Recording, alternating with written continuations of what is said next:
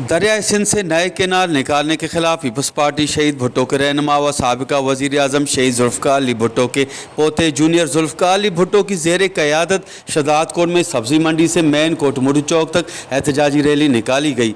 Rally में party कारकुनों की बड़ी तादाद ने शिरकत की।